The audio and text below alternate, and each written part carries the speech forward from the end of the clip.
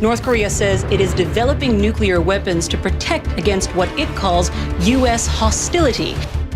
The United States and South Korea are warning that Pyongyang is preparing for a nuclear test.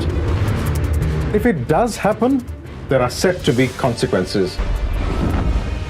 U.S. officials have confirmed that overnight North Korea launched an intercontinental ballistic missile, ICBM, capable of reaching Alaska. I would say they are currently the most concerning, imminent threat.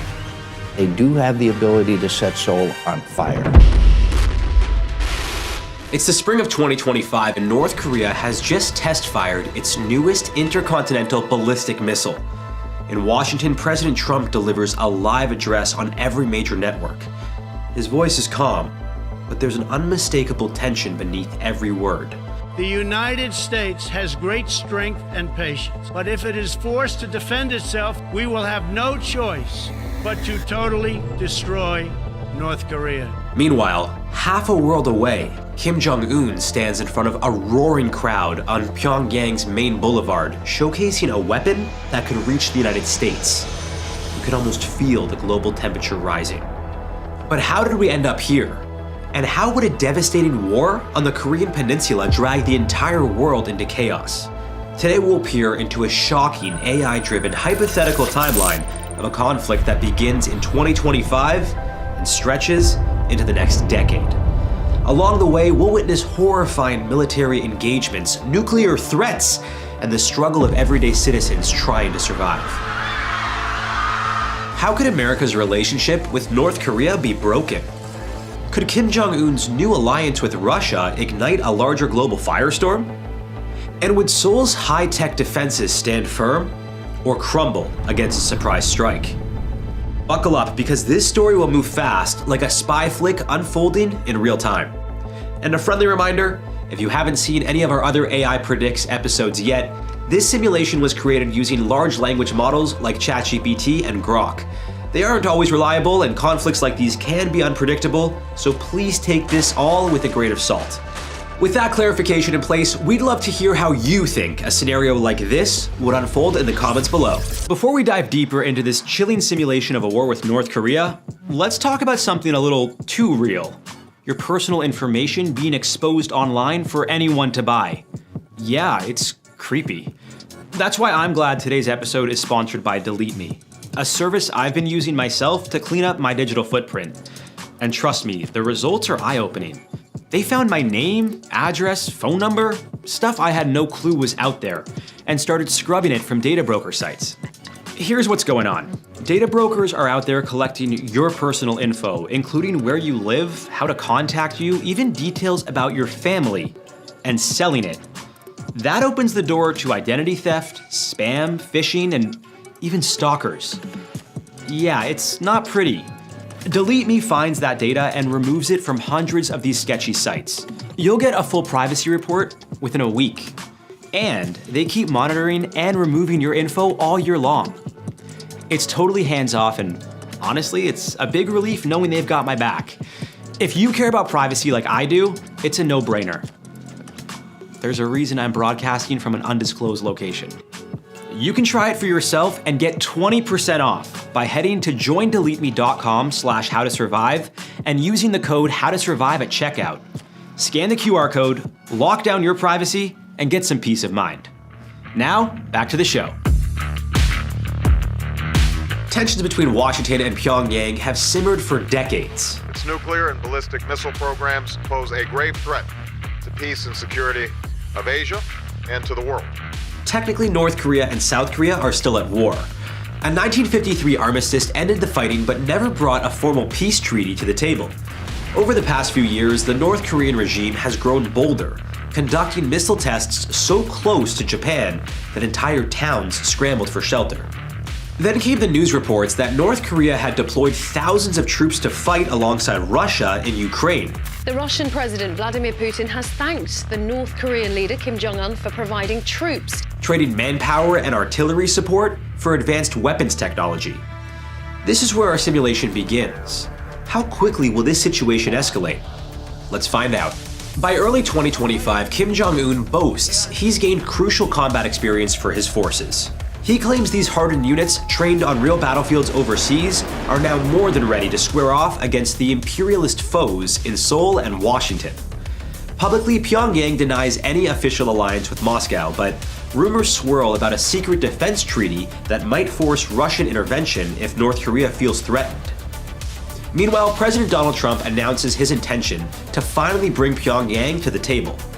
The White House floats the idea of a fresh summit, hoping to limit North Korea's nuclear expansions. Yet behind the scenes, the Pentagon readies a massive joint military drill with South Korea. Codenamed Iron Sentinel, the exercise will involve US Navy carriers, long-range bombers, and cutting-edge drone technology. Kim Jong-un fires back with threats, calling Iron Sentinel a dress rehearsal for an invasion. Diplomats around the world brace for the worst. Late May, North Korea fires a Hwasong-18 missile that plummets into the Pacific near Hawaii, uncomfortably close. Washington issues a stern warning, and stock markets around the globe dip. In Japan, local authorities test their alert systems, broadcasting shrill sirens that send people ducking under desks. Nobody's sure if the next siren will signal a real incoming warhead. Tensions spike even higher when a US Navy submarine, the USS Alexandria, docks in the South Korean port of Busan for joint drills. Pyongyang labels this a grave provocation, claiming the US is practically parking nuclear weapons right at its doorstep. A day later, North Korea stages an immense artillery display near the demilitarized zone. Satellite images show hundreds of rocket launchers and tanks lined up like teeth of a massive war machine. That's like seeing a military parade, except the weapons here can flatten a city block in a heartbeat. As if the atmosphere wasn't fraught enough, North Korean hackers ramp up cyber attacks on major South Korean banks, causing brief but worrying shutdowns. People rush to withdraw cash, uncertain if digital networks will hold. President Trump sends out a midnight tweet. Kim better back off, or the US response will be like nothing he's ever seen. The post goes viral, with internet memes turning the standoff into trending content. But behind the jokes, fear grips millions in Seoul and Tokyo. Civilians begin stocking up on canned food and water. This standoff feels different, more volatile, more personal. As October arrives, everyone wonders, is war about to break out, or will this remain a game of nuclear poker? The answer comes abruptly, in the waters off the Korean peninsula. A US destroyer, the USS Roosevelt, is struck by a short-range ballistic missile. It happens at dawn. Explosions rip through the hull, and frantic Mayday signals crackle across every Allied frequency. Dozens of American sailors lose their lives. North Korean state media declares the strike a warning shot against what it calls US military provocations. I'd say a direct attack on a US warship is a lot more than just intimidation. Within hours, global leaders are pissed and ready to step in. NATO calls it an act of aggression. Russia, oddly quiet, merely states that North Korea has the right to defend itself. China urges restraint, worried that any escalation could spill across its borders. But Washington, it is furious. The White House press briefing is electric, with officials saying all options are on the table. President Trump addresses the nation from the Oval Office, promising swift retaliation. The American public, shocked and outraged, demands action. Has the line been crossed beyond all hope of diplomacy? In less than 24 hours, the price of crude oil skyrockets. Stock markets from New York to Tokyo nosedive on fears that a war could disrupt major shipping routes. People start panic buying essentials. In Seoul, every convenience store is stripped of bottled water, ramen, and batteries. Emergency phone lines are flooded with anxious callers wanting evacuation guidance. South Korea activates its highest alert level. Civilians dig out old gas masks. Military conscription offices see a surge of volunteers, motivated either by patriotism or a sense that war is inevitable. Japan deploys its Aegis-equipped warships along likely missile flight paths, determined to intercept any projectile heading for its territory. The entire region feels like a powder keg. At the same time, North Korea's state-run media hammers home a narrative of self-defense. Kim Jong-un appears in uniform, saluting lines of ballistic missile units. The message? we are ready. Meanwhile, Trump sends Vice President J.D. Vance to Seoul to reassure the South Korean government of unwavering American backing. Cameras capture him hugging families of U.S. personnel stationed at Camp Humphreys, the largest U.S. military installation overseas. That footage plays on repeat, fueling a strange mix of dread and resolve. The world holds its breath. All eyes are on North Korea. Will it make the next move? Or will the Seoul-Washington alliance strike first? And if you're gripped by this scenario and want more, smash that like button and don't forget to subscribe. Now let's jump back in. December nights in Korea can be brutally cold. Under the cover of darkness, North Korea launches a massive artillery barrage across the demilitarized zone. Thousands of shells whistle overhead. Within minutes, parts of Seoul go dark. Although South Korean and US forces have prepared for such an event like this for years, the sheer volume of fire is overwhelming. Sirens howl, cell phone alerts scream for people to find shelter. Streets become jammed with vehicles, families huddling under overpasses, not sure where to run. An X live stream from downtown Seoul captures the first missile hit. It looks like a scene straight out of a post-apocalyptic movie. South Korean F-35s scramble in retaliation, striking the artillery positions as best they can. But Pyongyang's guns are positioned in fortified tunnels, popping out only to fire. Equally frightening are the ballistic missiles targeting US bases. Some get intercepted by Patriot missiles. Others slip through, flattening entire sections of Camp Humphreys. Death tolls climb at a pace unimaginable in modern history. President Trump authorizes immediate precision airstrikes on critical North Korean facilities. Stealth bombers roar in from Guam, dropping bunker-busting bombs on suspected missile hubs. The demilitarized zone, once a static relic of the Cold War, morphs into a blazing battlefield. Civilians living near the border have no time to flee. Military experts warn this could escalate to nuclear use if North Korea feels threatened any further. In a particularly harrowing development, Pyongyang claims it might employ tactical nukes if the US doesn't back off. That's enough for the United Nations to call an emergency session. Tempers flare, but no one can force an immediate ceasefire. It's as if every diplomatic channel is overshadowed by the deafening roar of artillery and the sizzling glare of missile launches. January 2026. Allied troops, predominantly American and South Korean, press ahead to neutralize North Korean artillery. Their progress is measured in feet, not miles, because everything is booby-trapped. Then, the unthinkable happens. A small nuclear device is detonated near the front lines. Intelligence suggests it's a low-yield weapon, something designed to obliterate troop formations without devastating the entire region. Still, it's nuclear. The mushroom cloud is unmistakable. Thousands of soldiers are wiped out in a fiery instant. When the footage hits the news stations, you could almost feel the collective heartbeat of the world weaken. A nuke on the Korean peninsula?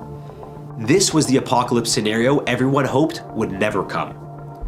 Worldwide, shockwaves hit. Americans watch horrifying images on their smartphones, shaking their heads in disbelief. Seoul descends into panic. The possibility of more nuclear blasts drives families to attempt frantic evacuations southward. Long lines form at ports and airports. Social media floods with pleas for help. Meanwhile, the global condemnation of Pyongyang is absolute, but condemnation can't stop missiles. Washington considers a nuclear response, but ultimately opts for a concentrated conventional onslaught. B-2 stealth bombers unleash near non-stop bombing runs, targeting Kim Jong-un's bunkers, but his whereabouts are a mystery. In a desperate maneuver, North Korea attempts to launch an intercontinental ballistic missile toward the US mainland, aimed near California. Either it malfunctions, or it's intercepted by the ground-based mid-course defense system in Alaska. The missile disintegrates over the Pacific. However, that near miss sends a chill through every American city. Public fallout shelters and private bunker facilities alike report long lines as families sign up for space. Potassium iodide tablets vanish from drugstore shelves. People wonder, what if the next one gets through? Meanwhile, Russian authorities are sweating like a snowman in a sauna. After all, they've had a hand in unleashing this madness. By mid-2026, the Korean War 2.0 begins winding down. Enormous casualties on all sides force a ceasefire. North Korea's leadership structure collapses after intense bombing campaigns. Reports circulate that Kim Jong-un either died in a bunker strike or was deposed. Some reports suggest he sought refuge in Russia. Others whisper Iran. No official statement confirms his fate. The battered North Korean military, lacking supplies and hammered by air raids, yields to a temporary truce. Surviving generals agree to a surrender that effectively ends the fighting. That doesn't mean the chaos disappears overnight. Seoul is in ruins. Residential towers, once lit by neon, stand hollowed out from artillery hits. Pyongyang, hammered by cruise missiles, is a bleak silhouette of twisted steel and rubble. Millions of displaced civilians crowd makeshift camps. Relief organizations head to the region, but they're overwhelmed by the scale of destruction. Think Mad Max meets The Walking Dead, except this is real life. Humanitarian corridors open to deliver food, medical aid, and radiation care. Portions of the demilitarized zone and some regions north of it are dangerously radioactive from tactical nuke blasts. Cleanup and decontamination might take decades. Meanwhile, families remain separated, uncertain whether loved ones survived. The United States shoulders monumental costs in reconstruction, veterans care, and a battered economy. War fatigue hits home, with citizens questioning whether this conflict was avoidable. Internationally, eyes turn to Russia and China, since both had ties to North Korea. Kremlin officials deny direct involvement, but intelligence suggests they quietly funneled advanced artillery to Pyongyang. China, after issuing half-hearted calls for restraint, now engages in massive humanitarian outreach to avoid a total North Korean collapse on its border. Amid the rubble, one unexpected storyline emerges: the possibility of Korean reunification. With North Korea's leadership vacuumed, South Korea's government attempts to bring it under a unified administration, but the challenges are monstrous. Infrastructure is annihilated, radiation zones linger, and millions of traumatized people struggle to accept any authority. Economists estimate it could take over $1 trillion and at least a generation to heal the scars. If a conflict like this ever erupts, here's what you need to know to stay alive. First up, stock an emergency kit. That means water, canned goods, flashlights, batteries, and a stash of any vital meds. Trust me, nobody wants to be the person standing in the street when sirens go off, scrambling for supplies that aren't there.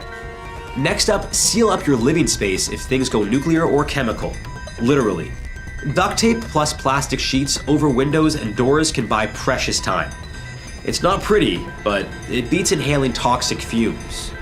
Also, be ready for tech blackouts. Cell towers may bite the dust, so a battery-powered or hand-crank radio is your best friend. It sounds old school, but without electricity, your phone's just a paperweight. Let's talk first aid. If roads are bombed out and ambulances can't reach you, knowing how to patch up a wound or stop bleeding is huge. Even a basic crash course can save lives. Yours, your family's, or your neighbors. Speaking of neighbors, team up. Sharing resources and keeping tabs on each other can mean the difference between orderly survival and total madness. Some of the safest pockets during the crisis are communities that stick together. Finally, don't underestimate the power of mental resilience. Stay close to loved ones and practice mindfulness. You might cope by joking that you're living in a Call of Duty expansion pack. Trust me, a little humor goes a long way in situations like these. Why should you care about a conflict in Korea? Because one spark, like a missile strike in a US warship, could set off global chaos. North Korea was forged by the brutal Korean War in 1950, which killed millions and never officially ended, locking the region in constant tension. Now, with around 50 nuclear warheads, over 1 million troops, cyber warriors like the Lazarus Group, and missiles that could hit US cities, North Korea's threat reaches far beyond the demilitarized zone. A war in the Korean Peninsula may sound like a doomsday scenario, but there's an even darker threat. An electromagnetic pulse strike, or EMP, capable of knocking out modern technology in a single blow, catapulting us back to a pre-electric age. In our next episode, we'll explore this chilling possibility. Think things are bad now? Imagine every screen going dark and every engine stalling. Rumor has it, Pyongyang's already testing EMPs.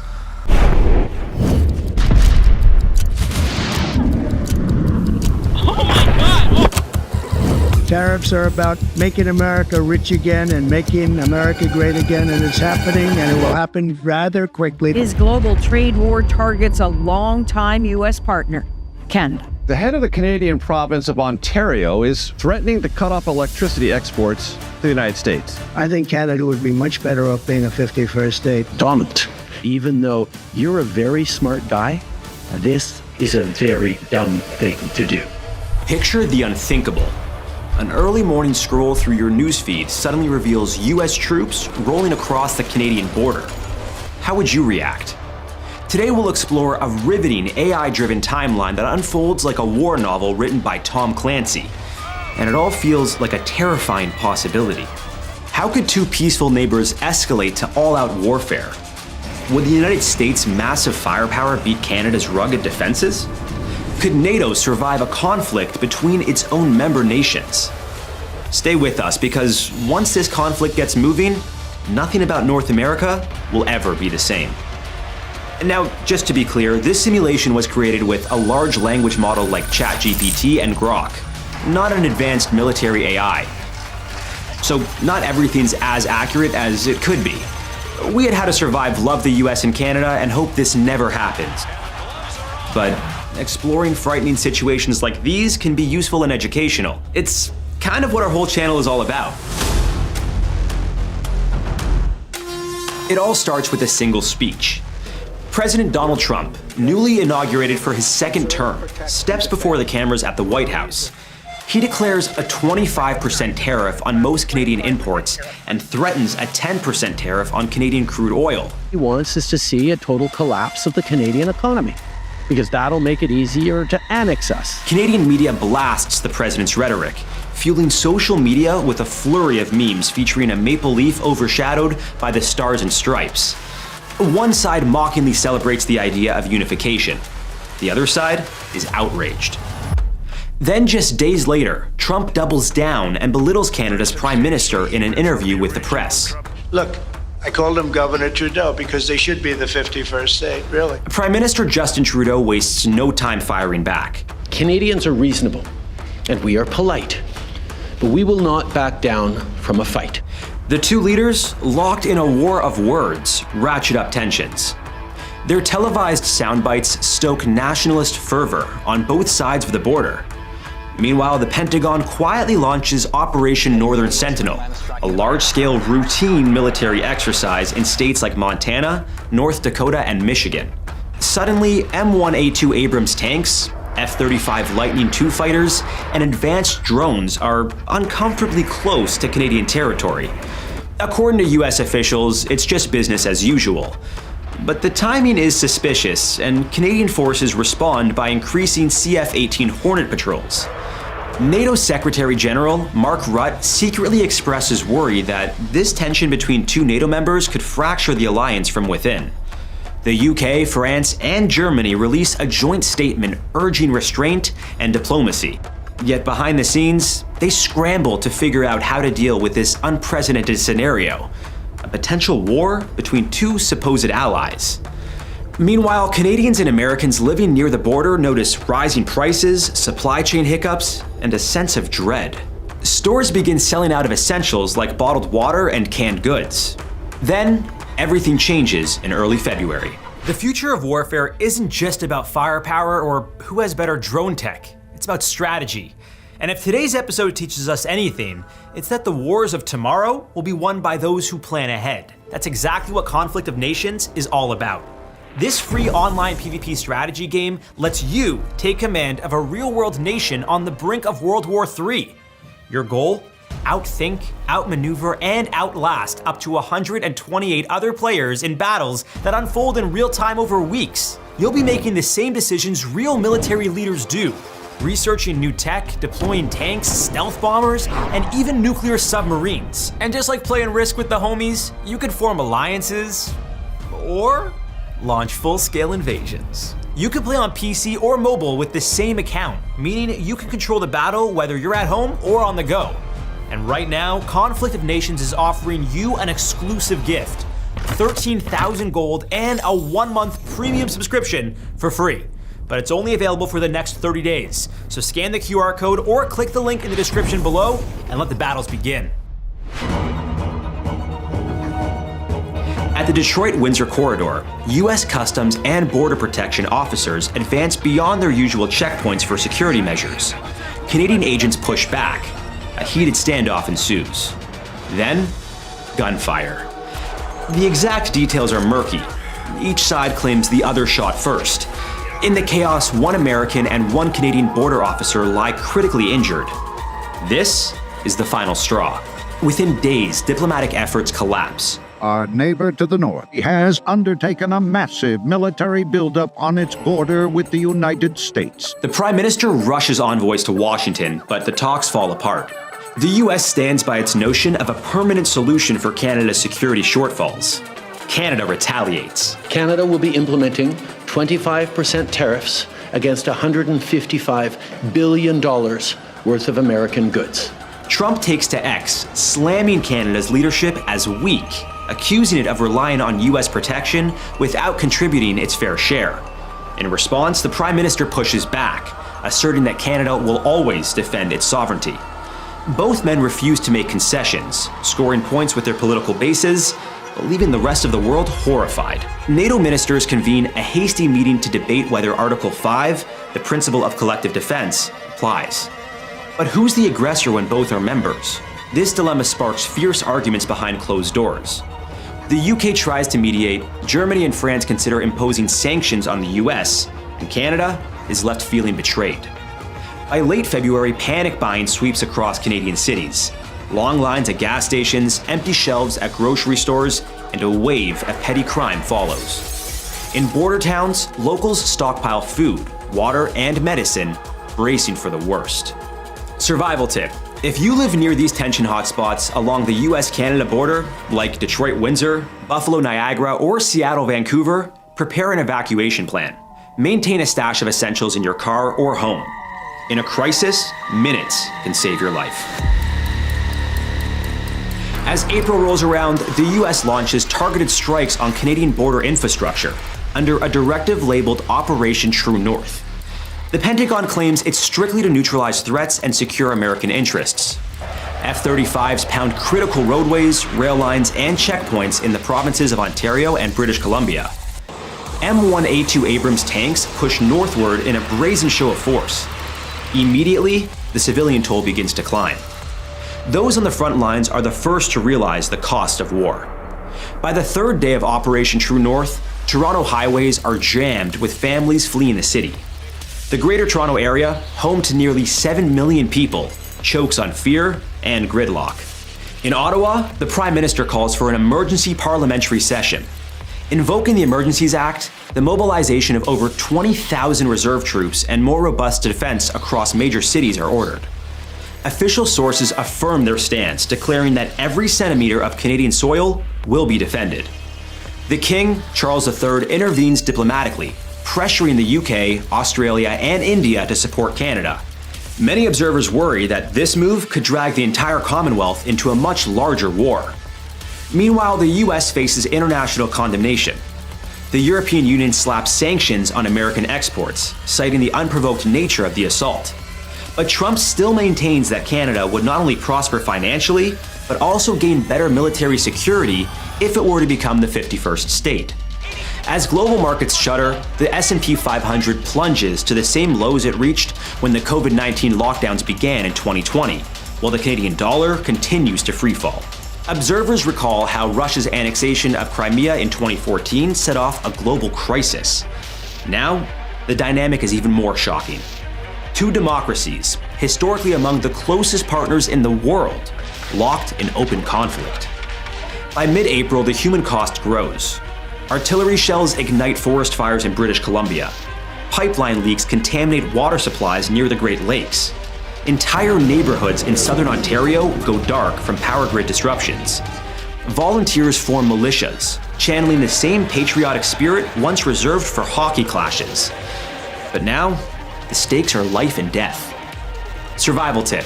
In an urban combat zone, stay indoors and identify the nearest shelter. Stay away from windows. Keep a first aid kit and enough water for 3 days. If possible, use radios with backup batteries, since cell networks may fail under heavy use or sabotage. And if this hypothetical showdown is getting your heart racing, don't forget to smash that like button and subscribe to How to Survive. The Canadians are attacking. Run for your lives. Canadian forces regroup and launch a counteroffensive. Exploiting the dense forests of Ontario to the east and the mountainous terrain of British Columbia in the west, they ambush U.S. supply convoys along major highways. In these surprise attacks, Leopard 2A6 tanks take the lead on the battlefield, while local Canadian militias sabotage American logistics by destroying roads and rail lines. These tactics echo techniques used against larger forces in conflicts like Iraq and Afghanistan. At the same time, cyber warriors from Canada's newly formed Cyber Command, with assistance from European allies, attack US networks.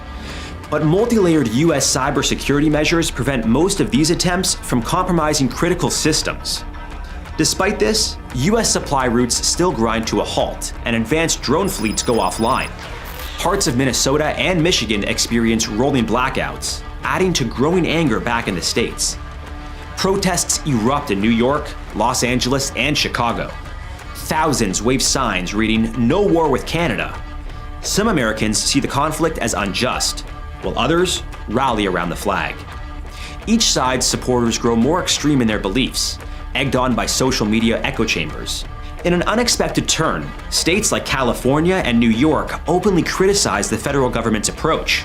Several governors question the legality of deploying National Guard units across an international border for a full-scale invasion.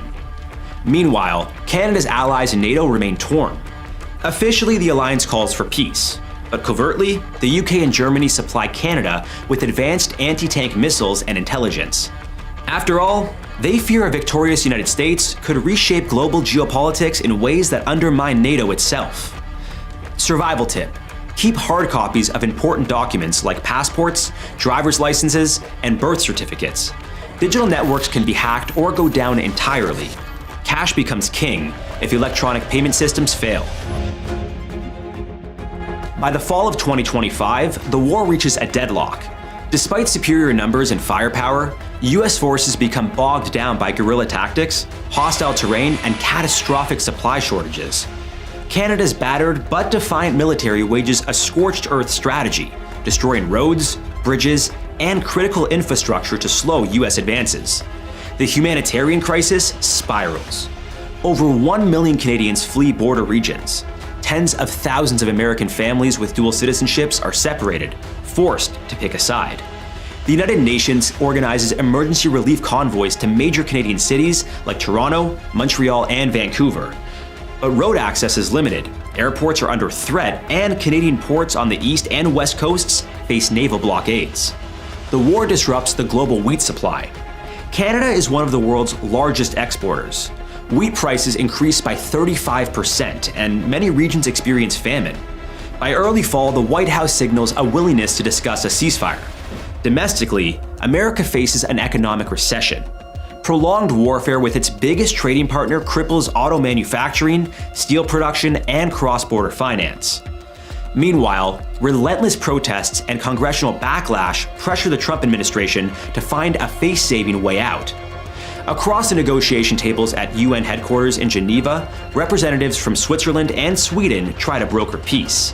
But President Trump demands certain conditions, insisting Canada address perceived security gaps and partially demilitarize. Canada's Prime Minister counters that all US forces must withdraw before any terms can be negotiated. The tension is palpable, as though any misstep could reignite the fighting. At this point, the conflict's psychological toll takes center stage. Civilians are both physically and mentally scarred. Homes lost, family members killed or missing, children traumatized. Both sides experience PTSD and survivor's guilt. Here's a tip. After conflict subsides, focus on rebuilding community ties. Join local relief efforts, volunteer for cleanup, and seek mental health support. By January 2026, two scenarios emerge. In one, a tenuous ceasefire holds. Both sides withdraw to pre-war borders. They sign a fragile peace treaty, leaving the relationship between Washington and Ottawa broken. But at least the shooting stops. In another, more dire timeline, the US retains control of parts of Canadian territory, forcing talks for annexation. The question of Canada as the 51st state leaps from social media meme to horrifying reality. Imagine the ramifications. Much like Hawaii or Alaska, Canada would have to navigate a forced transition into the American political system. The addition of 38 million Canadians could reshape US electoral math for generations. Healthcare, immigration, bilingual laws, all up in the air. Some see economic opportunity in a unified North America, but many fear for the loss of Canada's distinct cultural identity. Social media splits into two warring factions. Hashtag Annexation Victory celebrates an economic powerhouse, while hashtag Save Canada protests cultural genocide. The annexation of Canada brings a mix of impressive opportunities and daunting challenges. Let's focus on the bright side for a moment. Imagine a single massive market that boosts trade and investment across the board. There could be a unified defense system protecting the entire continent. Plus, think about how much the two countries already share. They have the same language, love similar sports, and enjoy the same entertainment. I don't know what you're talking about. Hey, it's about what we're talking about. And enough of that A business. You're gonna learn how to talk right, understand? We got ways of making you pronounce the letter O. That's the promise of 51st statehood. But it's not all sunshine and rainbows. On the flip side, annexing Canada could mean losing vital parts of its identity. A stable healthcare system, a proud tradition of bilingualism, and a rich culture mosaic that sets it apart. It might even stir up political chaos in the US, as Canada's inclusion could shake up the Electoral College. And then there are the inevitable social policy clashes, from gun control to environmental regulations, that could ignite fierce debates across the board. In the end, whether this hypothetical scenario resolves in a stalemate or ends with the creation of a 51st state, one truth stands out. War between the US and Canada, two intimately linked neighbors, would be devastating. Economies would collapse, alliances would shatter, and millions of families on both sides of the border would suffer immense hardship. In times of crisis, whether real or imagined, knowing how to protect yourself is crucial. And maybe most importantly, always question the narrative. Governments, media outlets, and even your own social networks can spin a conflict into a win-lose proposition when, in reality, war spares no one. I sincerely hope this never happens and we continue to get along with our neighbors in the north. But the US may want Canada for a different reason, standing up to China. We'll explore what a hypothetical drone war on American soil would look like on another episode of How to Survive. Okay, it's safe to say a full-scale drone war wouldn't end well. But if you want to see how you'd fare in a hypothetical World War III, don't forget to check out today's sponsor, Conflict of Nations. Whether you're launching airstrikes, deploying special forces, or unleashing weapons of mass destruction to reshape the battlefield, this game is the perfect test of survival. We are 3 weeks into World War III. China's invasion of Taiwan has been met with American planes and submarines. About 3,200 US troops have died, and 2 American aircraft carriers have sunk in the Pacific. China has also taken a big hit, losing 10,000 troops and hundreds of combat aircraft and ships. Taiwan maintains its democratic autonomy, but the war has left the island devastated, losing basic services such as electricity. Japan and South Korea come to aid their American ally facing attacks from China. This is how a new global war would play out, according to a war game simulation conducted by a Washington think tank.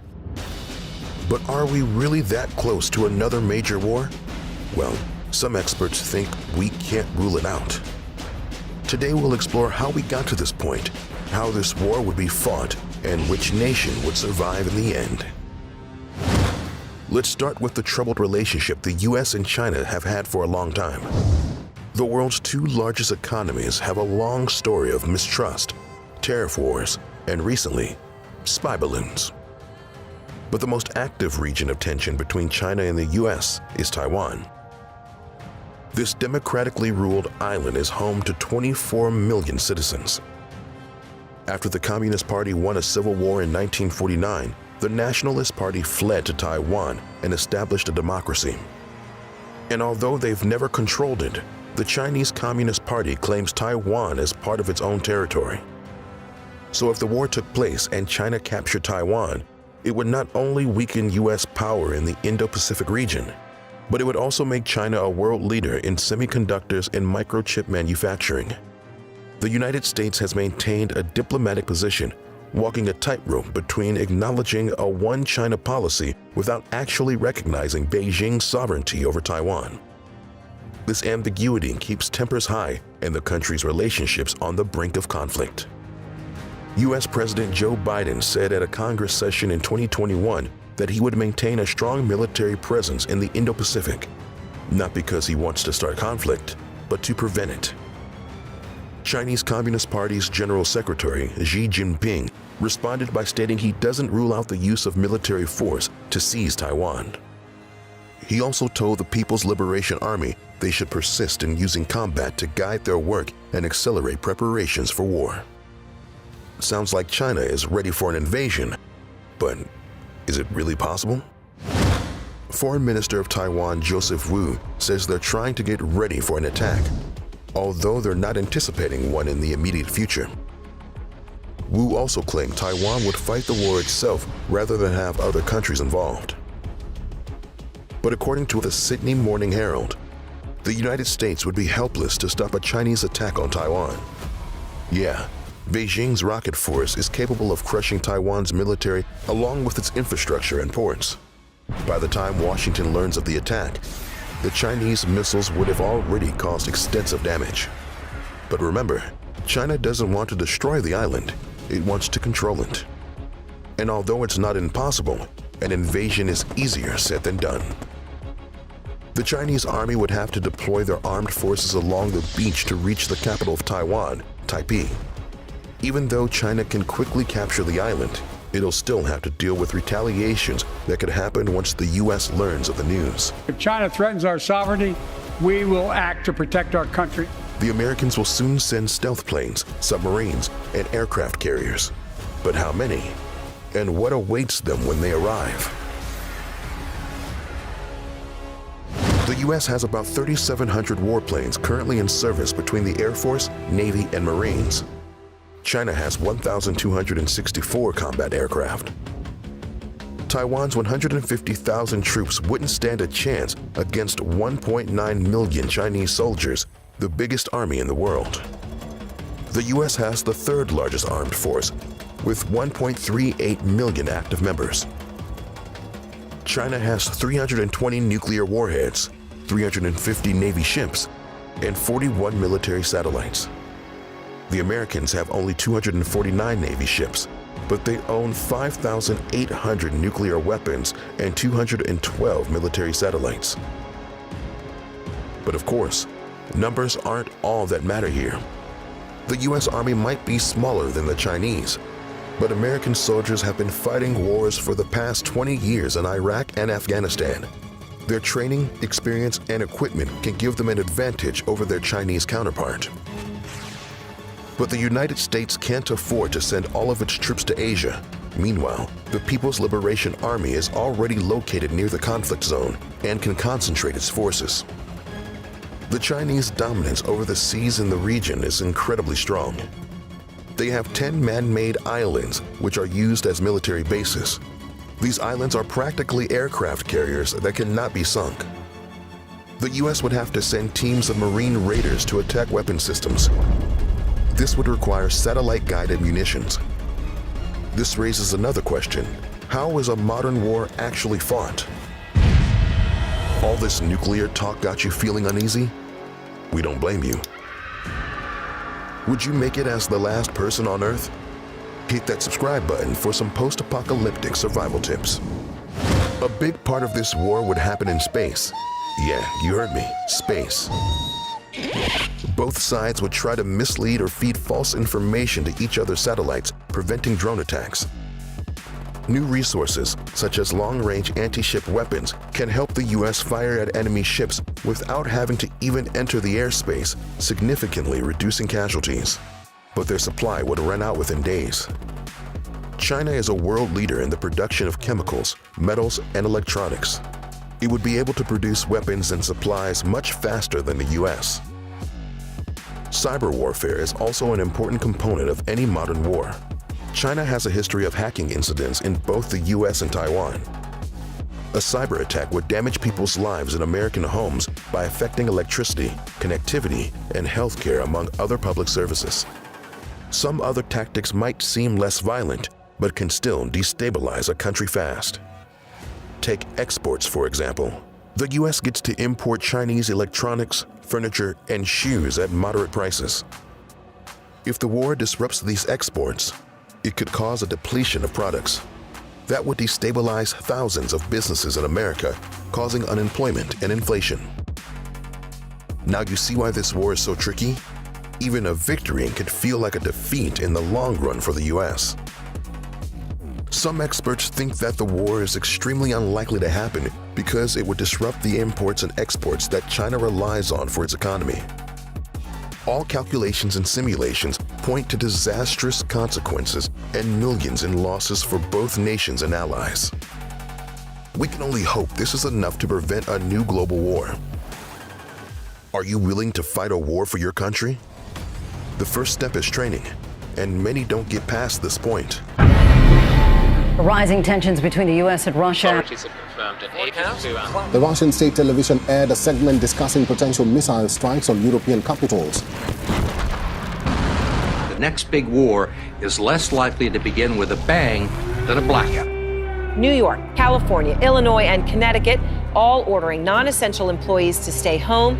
Thousands of people have been protesting in the capital. Hospitals are overwhelmed, leaving health officials to make difficult choices about who to treat. Are there any real threats that you know of? Not at all. They think it's just gonna go away. The city that never sleeps, sleeps. Skyscrapers that once pierced the night sky now stand as monoliths of darkness. Streets that buzzed with life are frozen in eerie silence. Cars stall in mid-traffic, their drivers bewildered. Airplanes lose power, descending helplessly from the heavens. The glow of a million screens fades to black. It's not a blackout, it's an attack. It's 2025. In a single heartbeat, modern civilization falters. No lights, no internet, no communication.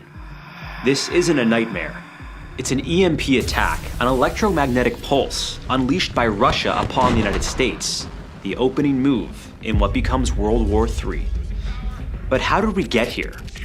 Could our advanced technology have stopped this escalation? From quantum computing to AI-controlled drones, warfare has evolved in ways we could scarcely imagine. Before the world was shrouded in darkness, the warning signs of an impending conflict were already there. With mass destruction and casualties across the globe, and Eastern Europe teetering under Russian pressure, the question isn't just how we'd fight such a war, but how we could survive it. How would the average citizen endure a modern tech-driven global war? Can we use quantum computing to outsmart Russia's cyber attacks? They think to hack Americans is like a heroic thing for them. And most importantly, how can individuals prepare when they see the signs? Before we could answer these questions, we need to rewind and understand how this all began. We asked ChatGPT to simulate a hypothetical World War III in 2025. Keep in mind that this is just a large language model, not a sophisticated predictive AI like our militaries might use. So take this all with a grain of digital salt. The year is 2025, but the seeds were sown years earlier. Tensions between Russia and the West simmered, but recent events brought them to a boil. Under President Donald Trump, the United States has adopted an America First policy more aggressively than ever. It's going to be only America first.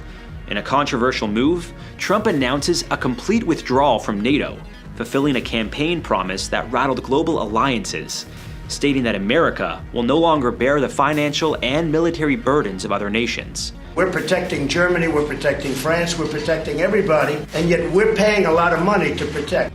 Allies are left stunned and vulnerable. The ramifications are immediate and profound. European nations, now without the military might of the US, scramble to fortify their defenses. Confidence in collective security wanes. Countries like Germany and France accelerate their own military programs, but time is short. Russia seizes the moment. Without the looming presence of the US military, Russian forces begin massing on the borders of the Baltic states, Estonia, Latvia, and Lithuania, with all NATO members now questioning the alliance's strength. The memories of Crimea's annexation in 2014 resurface, but this time, the stakes are higher. Eastern Europe braces for impact while the rest of the world watches nervously. Citizens across Europe start to panic. Supermarkets are overrun as people hoard food, water, and essentials. Inflation surges as supply chains strain under sudden demand. The scenes are reminiscent of the early days of the COVID-19 pandemic, but amplified tenfold. The panic buying is causing a ripple effect across the continent. The key to surviving such dire circumstances is to have an emergency preparedness plan. Stockpile non-perishable foods, secure important documents, and establish communication strategies with family and community members. As spring turns to summer, the conflict shifts to a domain unseen by the naked eye: cyberspace. A cyber attack isn't just hacking a website, it's an assault on the very fabric of modern life. Russia unleashes a series of sophisticated cyber attacks on the United States and its former NATO allies. Power grids falter, plunging cities into intermittent darkness. Financial systems glitch, causing markets to crash and wiping out trillions globally. Hospitals report system failures, endangering lives. The dire global events spur civil and social unrest. Hate and divisiveness explode on social media. Protests erupt in the streets. Conspiracy theories flood primetime news. Tech billionaires become government contractors overnight, supplying surveillance tools and AI defense systems. These aren't random hacks. They're coordinated assaults using advanced AI algorithms that adapt and evolve, much like a virus becoming immune to every antibiotic thrown at it. This echoes not only the 2015 cyber attacks on Ukraine's power grid, but also the 2017 WannaCry ransomware attack that crippled hospitals and businesses worldwide. For the average citizen, the impact is immediate and terrifying. ATMs are down, making cash scarce. Credit cards don't work. Gas stations can't pump fuel. The digital world we depend on crumbles. The economy grinds to a halt. Supermarket shelves are empty. Chaos ensues as people scramble for resources. A cyber attack impacts us in more ways than one, and survival means investment in alternative energy sources like portable generators or solar chargers. Keep physical copies of important information and maintain a stash of cash in small denominations for emergencies. But this is just the beginning of the onslaught to come. If you're enjoying the video so far, hit that like button and don't forget to subscribe for more incredible survival stories. With cyber warfare breeding chaos, Russia advances its position. Under the pretext of protecting Russian-speaking minorities, Russian troops push further into Ukraine and the Baltic states. The European Union, without the backing of the US, struggles to mount a unified defense. The United Kingdom, Germany, and France rally their forces, but coordination is hampered by ongoing cyber disruptions. Surveillance and intelligence gathering rely heavily on tech and IT infrastructure, which are compromised. Without the US's advanced systems, they find themselves in the dark. Back in the United States, public pressure mounts. Despite earlier promises to avoid foreign entanglements, President Trump faces a critical decision.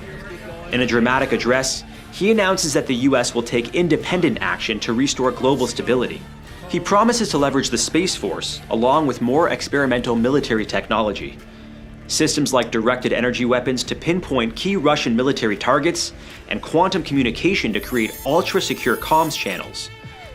The US military deploys cutting-edge technology to the front lines. AI-enhanced drones, like the XQ-58A Valkyrie, takes to the skies, capable of autonomous operation and swarming tactics. Soldiers are equipped with the Integrated Visual Augmentation System, IVAS, giving them augmented reality displays of the battlefield. But Russia is not far behind. They deploy their own AI-driven drone swarms and unveil the use of mounted nuclear-armed vehicles like the Avangard, which travels at speeds exceeding Mach 20 while attached to an intercontinental ballistic missile, rendering traditional missile defense systems nearly obsolete. We're witnessing the dawn of a new era in warfare. The side that controls the best AI might very well control the outcome of the war. Civilians feel the war's reach as resources are diverted to the military. Fuel shortages lead to long lines at gas stations. Food prices soar. Rumors of reinstating the draft spread fear among young adults. Survival now requires more than just supplies. Learning basic first aid is crucial as medical services become overwhelmed. Self-defense skills may protect you in lawless areas. Establishing a network with neighbors creates a support system for sharing resources and information. Community cohesion can mean the difference between chaos and order. You're going to need every ally you can get before things get nuclear. In a bold and unexpected move, Russia escalates the conflict by detonating a high-altitude nuclear device over the heart of America, at the edge of space above Kansas. The explosion unleashes an electromagnetic pulse, an EMP, that silently blankets the nation. An EMP is a sudden, devastating burst of electromagnetic radiation, a massive invisible wave that instantly overloads and disables all electronic devices in its path. Interacting with the Earth's magnetic field, it generates colossal surges of electrical currents, capable of crippling entire cities and regions. High-altitude EMPs like this can blanket thousands of square miles, disrupting power grids, severing communication networks, and dismantling electronic infrastructure. It's a silent weapon that brings a high-tech society to its knees. Instantly, the US power grid collapses. From New York to Los Angeles, cities go dark. Planes lose instrumentation mid-flight, trains grind to a halt, and electronic communications cease. The infrastructure that society relies upon is crippled. The Department of Homeland Security had warned of such threats, but preparations were insufficient. According to a 2017 report by the Congressional EMP Commission, recovery from a nationwide EMP could take months or even years. In anticipation of further attacks, the US scrambles to construct large EMP-proof structures for data centers, military installations, and communication hubs. These facilities function as colossal Faraday cages, structures made of conductive materials that block electromagnetic waves, keeping sensitive electronics safe from the chaos outside. In the aftermath, water and sewage systems fail. Supermarkets can't process transactions. Hospitals operate on limited backup power. Panic ensues. Politically, the government struggles to maintain order. Socially, trust erodes as misinformation spreads. Technologically, society regresses decades overnight. Environmentally, pollution and waste accumulation balloon. Law and order are strained as crime rates surge. Survival tip? Prepare an emergency kit that includes at least 1 gallon of water per person per day for several days. Learn water purification methods. Keep a supply of non-perishable food and a manual can opener. Consider using your own version of a Faraday cage to protect essential electronics from an EMP. With the US crippled, Russia escalates further by placing its nuclear arsenal on high alert. The world teeters on the edge of full-scale nuclear war. President Trump, operating from secure locations, faces a dire choice.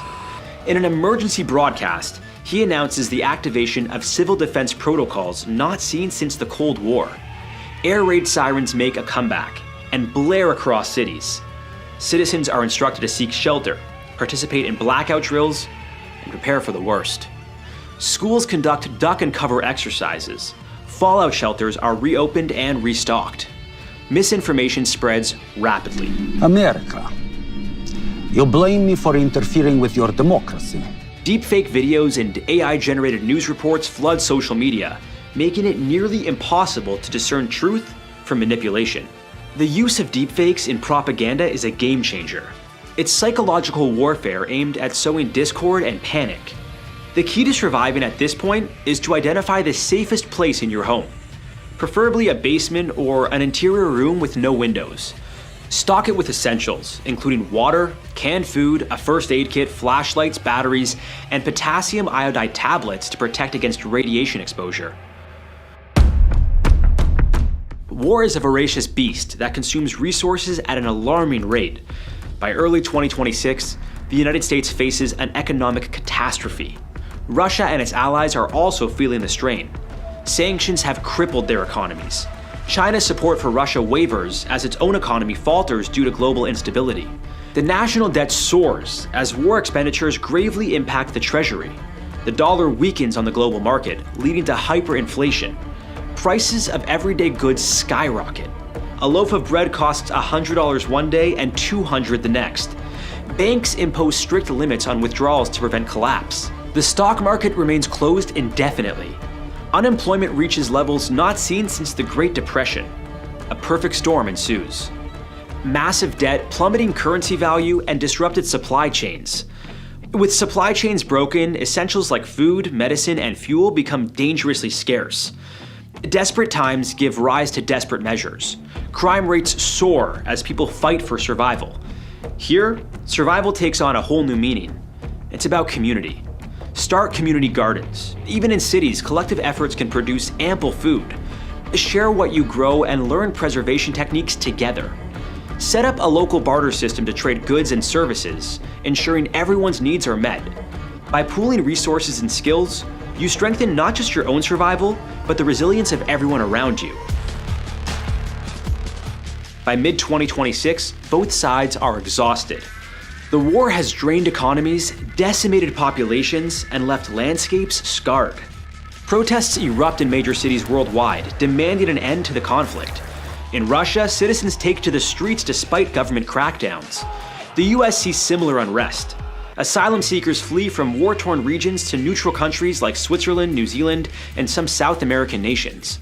The tables have turned on global immigration patterns.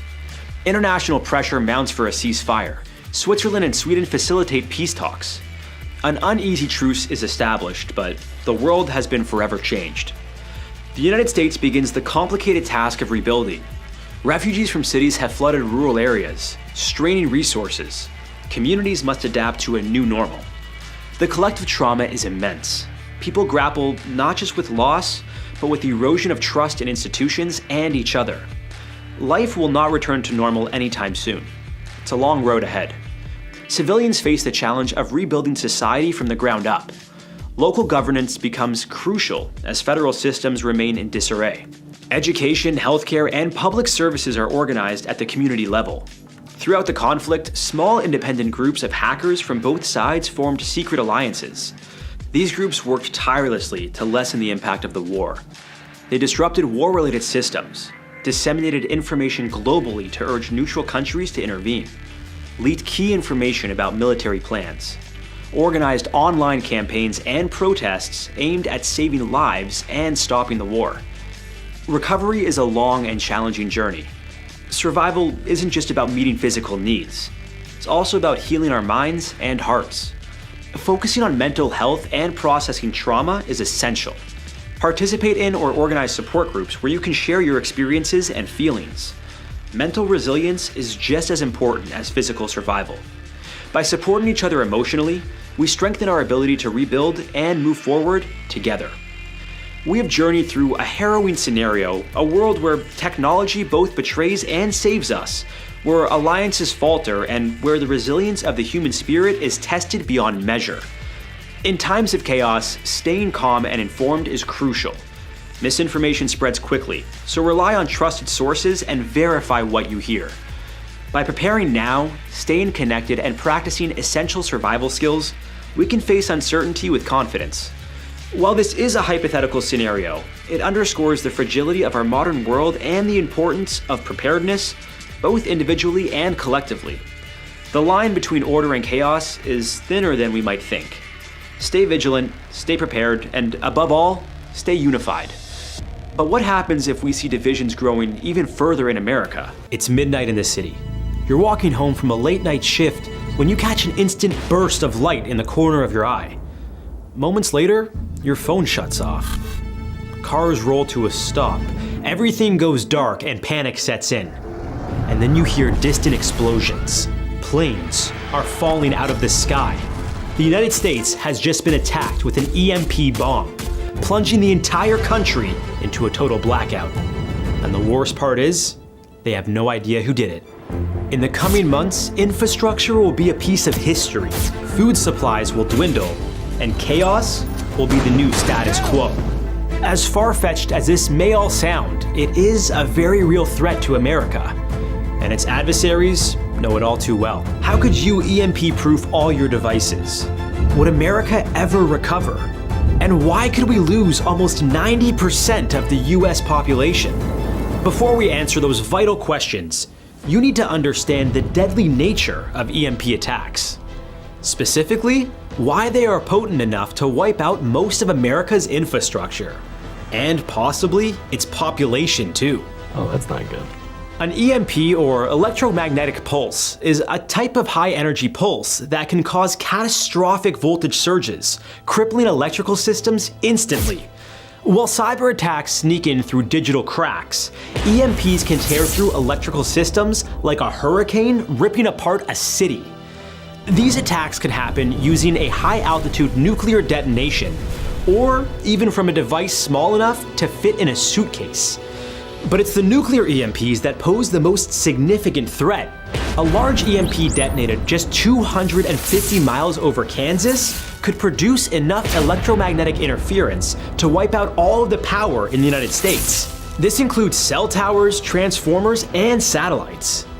Today, the US power grid relies on a limited number of step-up and step-down transformers that transfer high-voltage electricity across its power lines. Although around 2,500 of them are in the US, they make up only 3% of the transformers in America. Despite this, they transfer over 60% of the nation's electricity supply. A calculated EMP attack on just these transformers alone could cause a nationwide blackout. And getting the right tools into US airspace for an EMP attack doesn't seem that complicated. In 2023, a Chinese spy balloon was found traveling across North America for a week. This could have easily transported an EMP. Thankfully, NORAD's radar system upgrades have made balloons like these easier to spot and shoot down. Meanwhile, China and Russia have developed high-altitude EMP weapons. Suspiciously enough, their military training involves cyber attacks and sabotage of critical infrastructure. If either country were to launch a nuclear warhead EMP bomb, the results would be devastating. We asked ChatGPT to research and predict what could happen if the US was hit with a deadly EMP attack. Remember that ChatGPT is only a large language model, so don't expect a highly sophisticated simulation here. Still, the threat of an EMP attack is very real, so stick around to learn about what you could do to survive the worst effects. And to learn more about deadly survival scenarios like these, be sure to like and subscribe to help you stay alive. A nuclear missile is launched into space, detonating around 300 miles above America. There's a flash in the sky, and the air feels charged with electricity. Within moments, the nation plunges into darkness. People try to tune in to the news, but they can't. Radios are broadcasting static. They huddle in their homes by candlelight and hear distant explosions, the sound of planes falling from the sky. Boats lose control and smash into harbors. Meanwhile, highly populated areas begin emergency evacuation protocols. Most cars in America are left stranded with their electrical circuits fried. Critical life-saving machines in hospitals fail.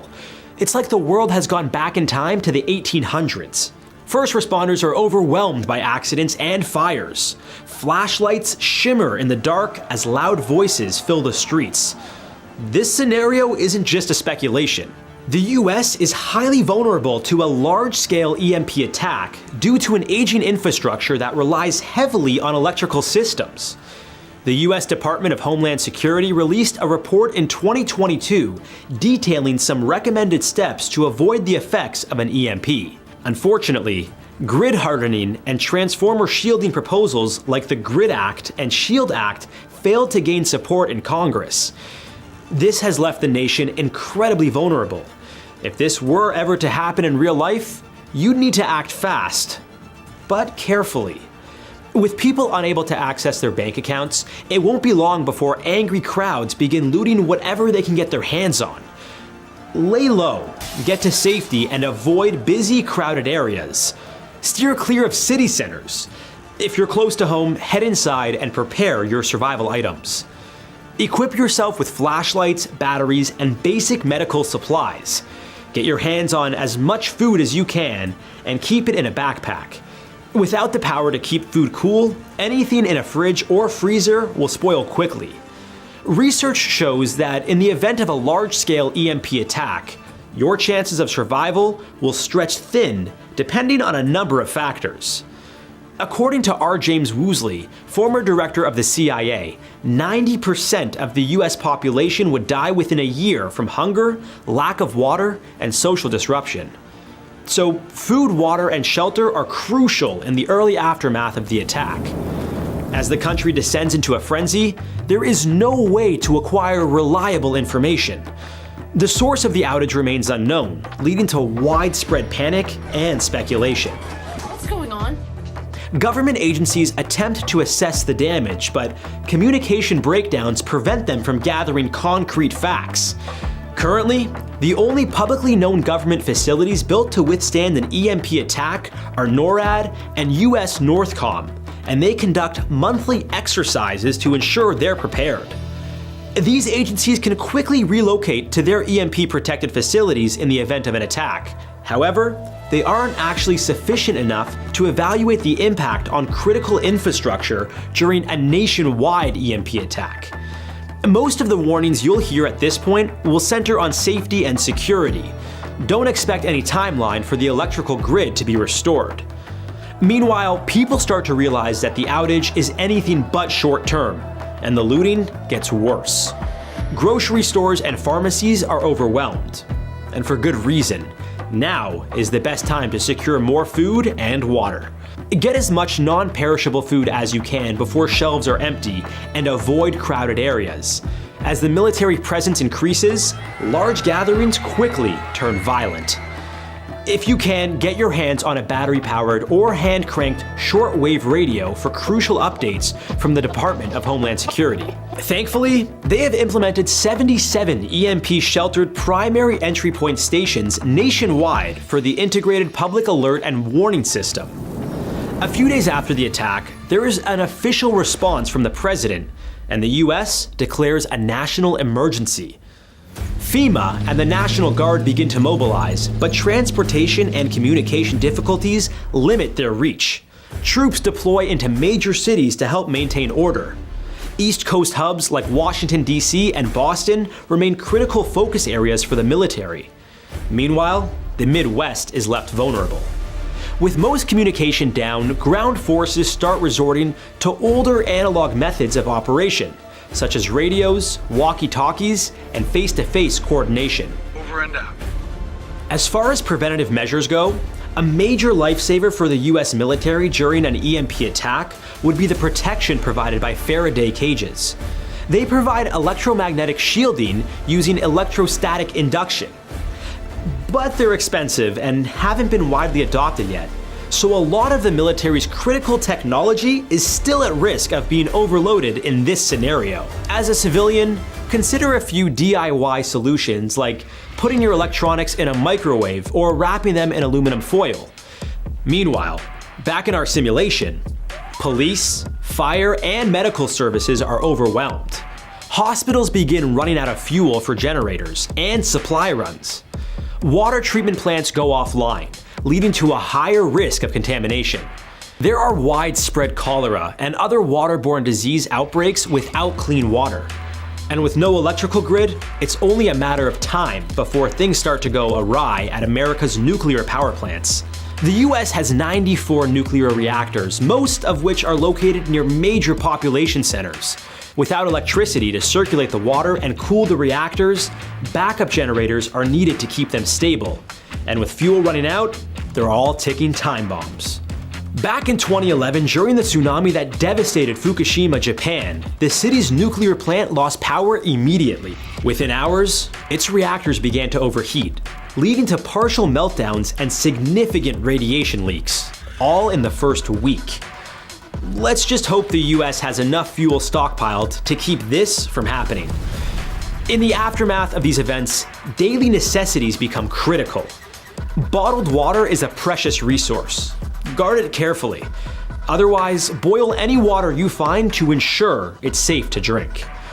With no estimates on when fresh supplies will arrive, make sure to ration your food. This isn't the time to explore. If you're in a major city, relocate to rural areas or campgrounds. Anyone reliant on medicine for survival, like diabetics and patients on dialysis, will begin to die in large numbers. As the weeks pass, poor sanitation hits hard and the death toll rises. And on top of this, large cities experience a complete collapse of law and order. With law enforcement overwhelmed, militias quickly rise by offering protection to desperate communities at the hidden cost of people's autonomy. At this point, life might start to feel like the plot of a post-apocalyptic show or movie, one in which dangerous groups of humans are the biggest thing you'd have to worry about. These local militias will quickly take control of resources, limiting access to basic needs. The government imposes martial law in many regions, but the military's limited reach allows chaos to brew. Warlords claim some regions and begin to spread their influence. In the absence of any formal protection, preparing tools for self-defense remains essential. Get your hands on a baseball bat, kitchen knife, or anything to defend yourself. As resources dwindle and confrontations start to get frequent, survival requires more than just strength. Instead, stealth and strategy offer a top-notch way to avoid unwanted confrontations. The chain of command within the military is twice as fragile in these desperate months. While the US Marine Corps has a history of proactive responses during conflicts, the strain of a prolonged crisis could lead to a rebellion in their ranks. The post-nuclear EMP era is officially the new normal. Rumors of the government taking steps to rebuild die down and are often dismissed as false hope spread by desperate communities. There's no coming back from this. With modern banking and trade systems in ruins, people revert to bartering and trade. Precious commodities like food, fuel, and ammunition become the new currency. Unlike the Silk Road, a trade route which flourished from the 2nd to the 14th centuries, there are no easily accessible trade routes between regions. Railway networks are gone. The people in charge of transporting goods and cargo are protected and held in high regard. Folks with sustainable food sources and trade skills fare much better than most. Farmers, mechanics, and carpenters have an edge over the competition. If you're a banker in this scenario, you better make yourself useful. While the lack of stability destroys most of America, civil unrest will be responsible for a good chunk of the nation's dwindling population, as people must fight for survival. Find a group of allies if you can. This will make things easier as you share resources and responsibilities. Your skills are more valuable than cash, so invest your time into something relevant. Once you're proficient enough, trade your expertise for food, water, and other necessary items. Many self-appointed warlords are overthrown due to poor resource management skills and a failure to maintain loyalty within their ranks. On a larger scale, millions pass away from disease, starvation, and violence. Urban areas are shockingly derelict. Meanwhile, rural areas with access to agriculture fare much better. Thankfully, it's not all bleak. Government-led military outposts begin cropping up. These serve as distribution centers for supplies. You'll want to find a region with one nearby if you can. These are the new centers of the economy, and word of their existence spreads fast. They become a promised land to many. Energy solutions like solar, wind, and water begin to take root in recovery zones. This leads to more opportunities for small-scale agriculture. Trading networks between regions begin to ramp up, but with an already dwindling population, it will take a long time to rebuild. According to Forbes, a full recovery from an EMP attack could take years and cost trillions of dollars.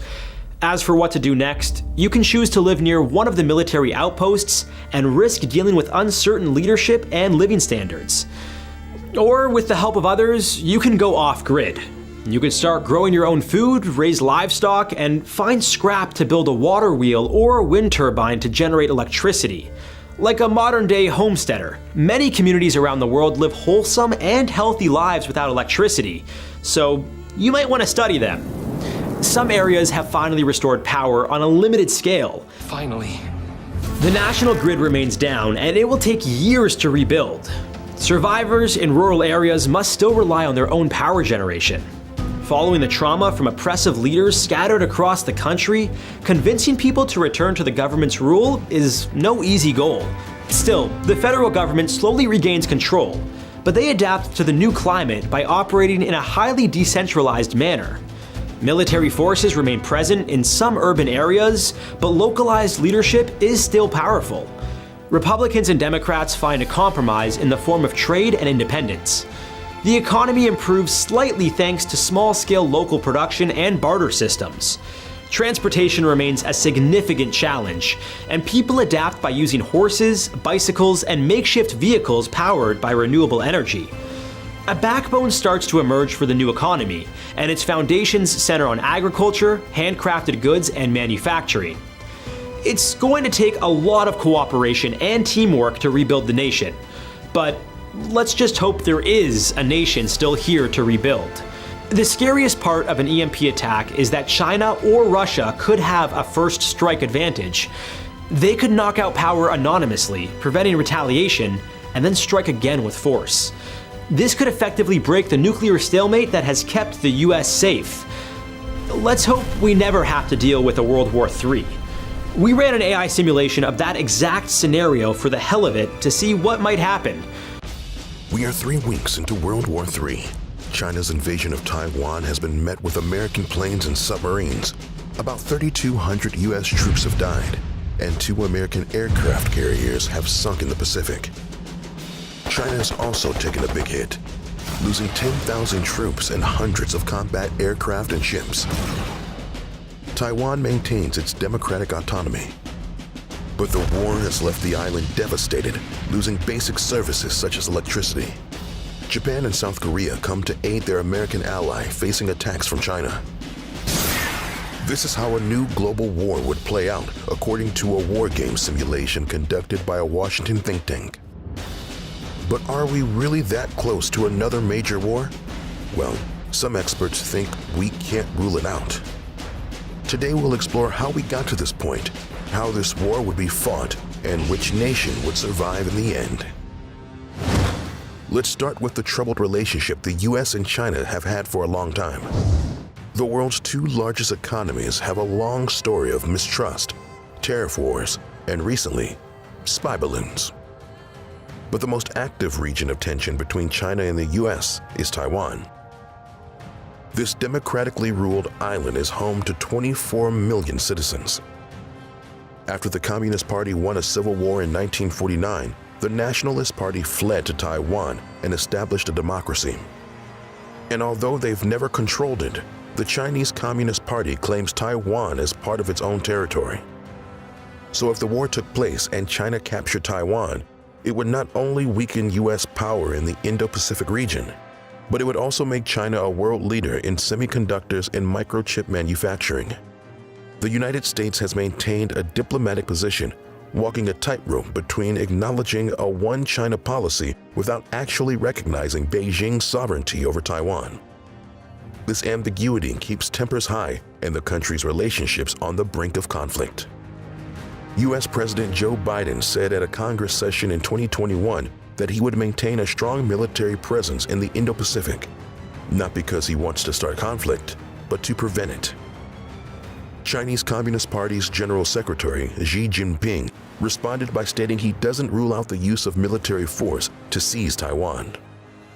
He also told the People's Liberation Army they should persist in using combat to guide their work and accelerate preparations for war. Sounds like China is ready for an invasion, but is it really possible? Foreign Minister of Taiwan Joseph Wu says they're trying to get ready for an attack, although they're not anticipating one in the immediate future. Wu also claimed Taiwan would fight the war itself rather than have other countries involved. But according to the Sydney Morning Herald, the United States would be helpless to stop a Chinese attack on Taiwan. Yeah, Beijing's rocket force is capable of crushing Taiwan's military along with its infrastructure and ports.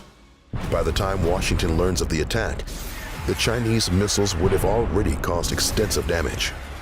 But remember, China doesn't want to destroy the island, it wants to control it. And although it's not impossible, an invasion is easier said than done. The Chinese army would have to deploy their armed forces along the beach to reach the capital of Taiwan, Taipei. Even though China can quickly capture the island, it'll still have to deal with retaliations that could happen once the U.S. learns of the news. If China threatens our sovereignty, we will act to protect our country. The Americans will soon send stealth planes, submarines, and aircraft carriers. But how many? And what awaits them when they arrive? The U.S. has about 3,700 warplanes currently in service between the Air Force, Navy, and Marines. China has 1,264 combat aircraft. Taiwan's 150,000 troops wouldn't stand a chance against 1.9 million Chinese soldiers, the biggest army in the world. The U.S. has the third largest armed force, with 1.38 million active members. China has 320 nuclear warheads, 350 Navy ships, and 41 military satellites. The Americans have only 249 Navy ships, but they own 5,800 nuclear weapons and 212 military satellites. But of course, numbers aren't all that matter here. The U.S. Army might be smaller than the Chinese, but American soldiers have been fighting wars for the past 20 years in Iraq and Afghanistan. Their training, experience, and equipment can give them an advantage over their Chinese counterpart. But the United States can't afford to send all of its troops to Asia. Meanwhile, the People's Liberation Army is already located near the conflict zone and can concentrate its forces. The Chinese dominance over the seas in the region is incredibly strong. They have 10 man-made islands, which are used as military bases. These islands are practically aircraft carriers that cannot be sunk. The U.S. would have to send teams of Marine raiders to attack weapon systems. This would require satellite-guided munitions. This raises another question. How is a modern war actually fought? All this nuclear talk got you feeling uneasy? We don't blame you. Would you make it as the last person on Earth? Hit that subscribe button for some post-apocalyptic survival tips. A big part of this war would happen in space. Yeah, you heard me, space. Both sides would try to mislead or feed false information to each other's satellites, preventing drone attacks. New resources, such as long-range anti-ship weapons, can help the U.S. fire at enemy ships without having to even enter the airspace, significantly reducing casualties. But their supply would run out within days. China is a world leader in the production of chemicals, metals, and electronics. It would be able to produce weapons and supplies much faster than the U.S. Cyber warfare is also an important component of any modern war. China has a history of hacking incidents in both the U.S. and Taiwan. A cyber attack would damage people's lives in American homes by affecting electricity, connectivity, and healthcare, among other public services. Some other tactics might seem less violent, but can still destabilize a country fast. Take exports, for example. The U.S. gets to import Chinese electronics, furniture, and shoes at moderate prices. If the war disrupts these exports, it could cause a depletion of products. That would destabilize thousands of businesses in America, causing unemployment and inflation. Now you see why this war is so tricky? Even a victory could feel like a defeat in the long run for the U.S. Some experts think that the war is extremely unlikely to happen because it would disrupt the imports and exports that China relies on for its economy. All calculations and simulations point to disastrous consequences and millions in losses for both nations and allies. We can only hope this is enough to prevent a new global war. Are you willing to fight a war for your country? The first step is training, and many don't get past this point.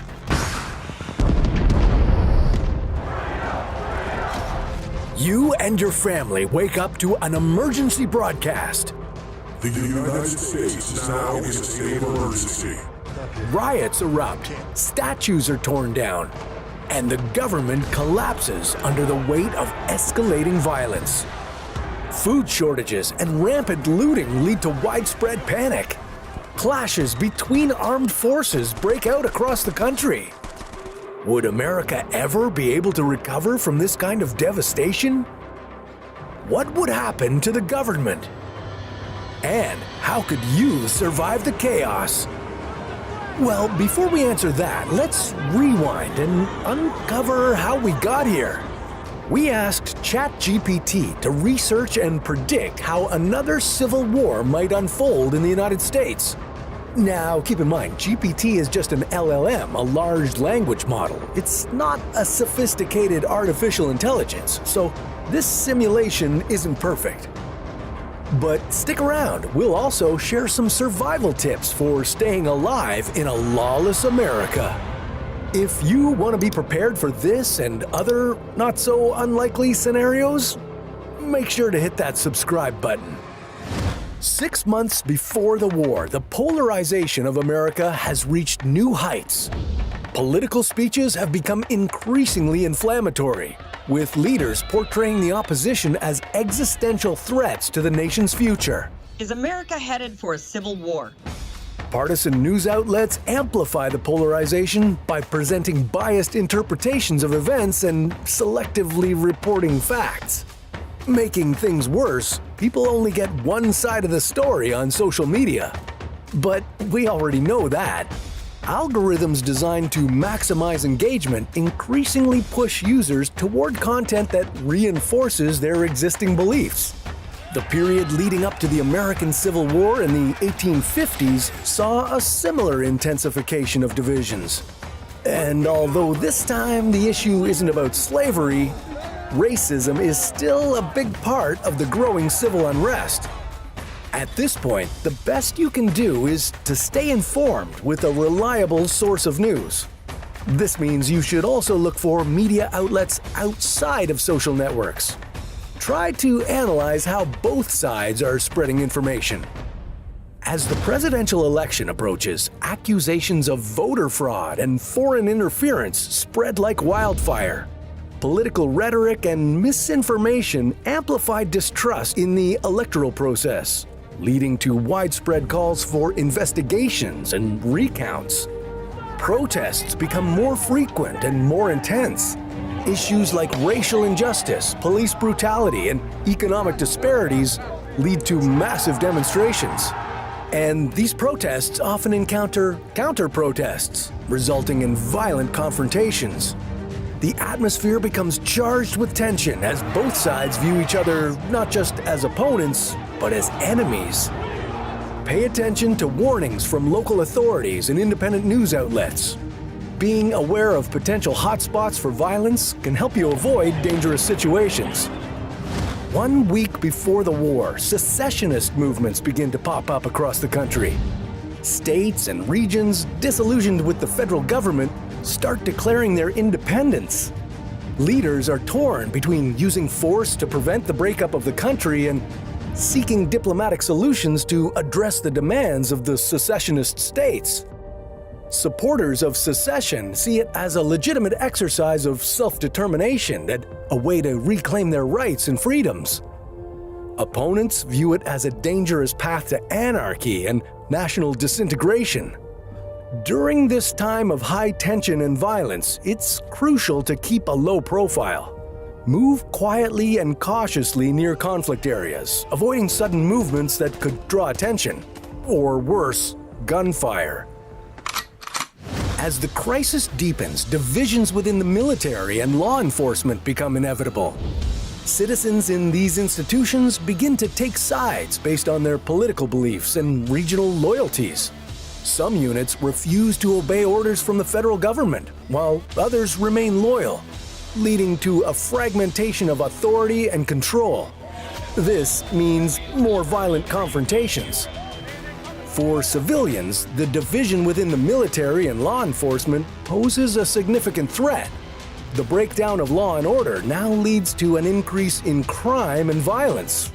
And with different factions fighting for control, civilians find themselves caught in the crossfire. Familiarize yourself with escape routes and safe zones. Knowing where to go and how to get there if your current location becomes unsafe will become crucial for your survival. As the federal government loses its authority, paramilitary groups and militias begin to mobilize. These groups, often driven by extremist ideologies or local loyalties, take advantage of the chaos to push their agendas and assert control over territory. Clashes between rival groups from the same state become common, contributing to a growing humanitarian crisis. Civilians face displacement, shortages of food, water, and medical supplies. Human rights abuses are widespread. Make sure to prep a basic emergency kit containing everything you'll need to survive: food, water, and first aid supplies. And steer clear of crowded areas like markets, transportation hubs, and government buildings, all potential targets for an attack. The situation now escalates into a full-scale civil war, as opposing sides engage in guerrilla warfare, terrorist attacks, and conventional battles for control of territory and resources. It's an ongoing cycle of violence and retaliation, with no clear end in sight. Refugee camps overflow with displaced citizens, and humanitarian organizations struggle to provide aid in the middle of the chaos. Make sure to keep important documents like passports, driver's licenses, and emergency contact information on you at all times. These will be crucial for identification and for getting help in case you're injured or separated from your loved ones. And before you go any further, get a weapon or something to use for self-defense. Even if you're a pacifist, you should be able to fight for your life if necessary. As the conflict drags on, the economic impact starts to show. Businesses across the nation are forced to shut their doors. Supply chains, which once provided a steady flow of goods and services, break down completely. As transportation networks are disrupted and production facilities are abandoned or destroyed, basic necessities are now scarce. The stock market crashes and the value of the dollar spirals downward. Prices for everyday goods skyrocket, placing them out of reach for the average citizen. Unemployment soars as companies face mass layoffs. Those who still have jobs find their wages are now not enough to buy what they need. Communities that used to trust and help each other are now splitting apart, fighting for resources and living in fear. Similarities to the collapse of the Soviet Union in the early 1990s become apparent, and Americans face poverty and despair on a scale previously unimaginable. This war could last months or years, and it will be hard to survive alone. Building relationships with your neighbors and community members will be a priority. Sharing resources, information, and assistance will improve the group's chances for survival. The end of active conflict marks the start of an equally challenging phase: the reconstruction. As they celebrate their triumph, the winners face the monumental task of rebuilding a nation devastated by war. Infrastructure is in ruins. Roads, schools, and hospitals need to be reconstructed from the ground up. And it'll be a long road ahead for the government to regain the trust of their citizens. The Civil War has cemented the distrust of political leaders and the disillusionment with our institutions. Proving transparency and accountability will be critical to rebuilding trust. At this stage, you should still be prioritizing getting food, water, and medical supplies. Traditional systems may still be disrupted, so explore alternative means of transportation, communication, and sourcing food. The long-term effects of the Civil War will cast a long shadow over the nation. Social, economic, and psychological scars will affect generations. Rebuilding trust, healing wounds, and addressing systematic injustices become ongoing struggles. The new government should promote reconciliation, economic development, and mental health support as critical steps to the nation's long-term recovery.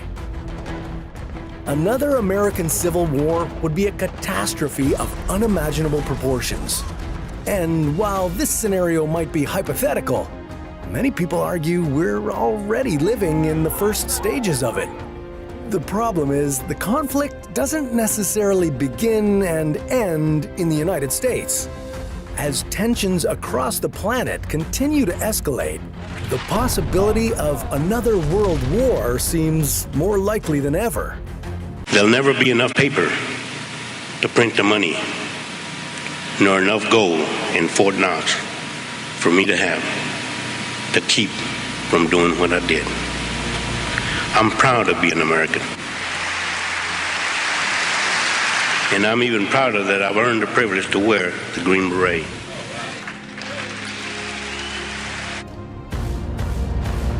From the jungles of Vietnam to the mountains of Afghanistan, meet the warriors who turned the tides of battle and etched their names into history. We got into this battle in Black Hawk Down. Getting guys killed right next to me, I knew, as well as everybody around me, okay, this is crazy. There's an insanity that goes with thirst. I was so thirsty that I was willing to kill anything to get water. If you hold on long enough, you're going to find out that there are amazing possibilities that exist for your future. Imagine being engulfed in flames, your life changed in an instant, yet finding the strength to inspire others. Or running through a storm of bullets to save your brothers in arms, armed with nothing but sheer willpower. These are not scenes from Hollywood. They're the real-life stories of soldiers who stared death in the face and said, not today. Surviving the jungle is one thing, but surviving an active war zone armed with only a knife is a whole other battle. That's what the real-life Rambo, Roy Benavidez, did during the Vietnam War, saving 8 men while retrieving classified documents, all while being shot at. How would it feel to be stranded in a hostile city with no way out? Both helicopters sent to rescue you are down, and you're surrounded by thousands of armed militants. That's the nightmare Major Jeff Struecker and his team faced during the Battle of Mogadishu. Or imagine being the lone survivor of your team, crawling for miles through unforgiving terrain, every breath a fight for survival. Marcus Luttrell lived that reality in the mountains of Afghanistan. Believe it or not, all these stories are true. These brave American soldiers endured hellish experiences and made it out alive thanks to their grit, determination, and unwavering brotherhood. Today we'll dive into their incredible survival stories to understand the extraordinary lengths the human spirit can reach. From medals of honor to Purple Hearts, these soldiers have shown us what true heroism looks like and just how terrifying war can be. Why was Roy Benavidez considered the man with 3 lives? How did a harrowing mile-long run through open gunfire inspire an annual race? And did Marcus Luttrell really crawl for miles through the Afghan wilderness? We'll find out the true stories behind these survivors and the sacrifices they made for their country. But before we embark on this journey of courage and resilience, make sure to subscribe so you won't miss any tales of heroism.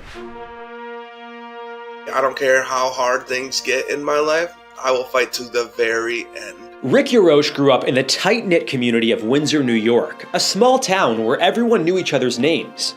Raised by hardworking parents, he developed a strong sense of duty and compassion from an early age. Inspired by a desire to serve his country after the events of September 11th, he joined the Army National Guard in 2004, eager to make a difference. In September 2006, while on patrol in Abu Ghraib, Iraq, Rick's life took a dramatic turn. His tank was hit by an improvised explosive device. I went through the bottom up into the turret where I was sitting, and it hit our fuel tank. The blast instantly engulfed him in flames. As soon as we were doused, we were also on fire. And I couldn't see because my face was covered in flames, and that was also covering my eyes. Acting on instinct, he leaped from the vehicle, rolling on the ground to extinguish the fire. I did what we were taught to do, stop, drop, and roll. And I rolled and I fell into a canal, and the canal had just enough water in it, and put the fire out. Despite excruciating pain and the loss of his ears, nose, and several fingers, Rick's first concern was for his fellow soldiers. His resilience didn't end on the battlefield.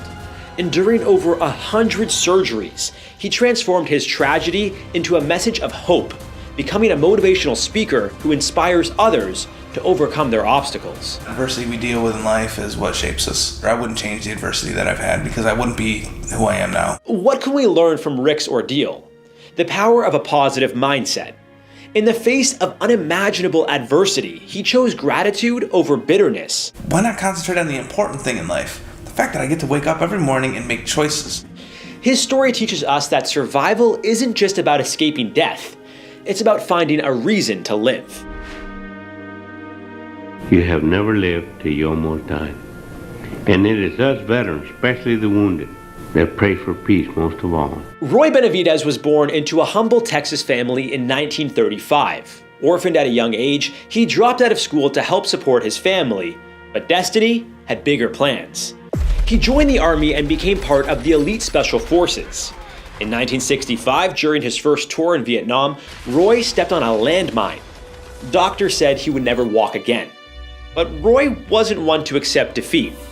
At night, he began a secret regimen. He would crawl using his elbows and chin, pushing through excruciating pain to wiggle his toes, then his feet, until he could stand again. After a year of this relentless self-therapy, he walked out of the hospital, determined to return to combat. Back in Vietnam in 1968, Roy received a distress call. A 12-man Special Forces team was pinned down by a battalion of North Vietnamese soldiers. These were his close friends, and trying to rescue them would likely be a suicide mission. But without hesitation, he grabbed his medical bag and knife and jumped onto the next helicopter. Went over to my helicopter, got on the helicopter, and he said, "You can't go in there, you can't go in. It's too hot." Little did I know that I was going to spend 6 hours in hell. As he landed in the hot zone, he was immediately under heavy fire. Over the next 6 hours, Roy performed acts of heroism that defy belief. He carried wounded soldiers to safety, retrieved classified documents, and coordinated air support, all while being shot, stabbed with a bayonet, and struck by grenade shrapnel. At one point, he was declared dead and placed in a body bag until he spat in a medic's face to prove he was alive. I was hitting him out with the butt of the weapon. My jaws were locked. After my last return back to the helicopter, when I was boarded on, I was holding my intestines in my hand. By the end of the ordeal, Roy had sustained 37 separate bullet, shrapnel, and bayonet wounds. Medical personnel were astonished he was still breathing. How did he survive? Adrenaline and an unbreakable will. His body's fight-or-flight response was in overdrive, pumping him with the necessary hormones to keep going despite the injuries. Adrenaline is our body's natural response to life-threatening situations. It's a hormone that can turn ordinary people into superheroes, if only for a fleeting moment. This biochemical cocktail triggers the fight-or-flight response, dilating air passages, increasing blood flow to muscles, and sharpening mental focus. In Roy's case, when he leapt from that helicopter into a hail of bullets, his body was flooded with it. This surge didn't just numb his pain. It sharpened his senses, heightened his reflexes, and pushed his physical limits beyond what seemed humanly possible. It was as if time slowed down. Every second stretched, every decision crystallized. His singular focus? Get his men out alive. My buddy was shot through the eye, the back, and legs.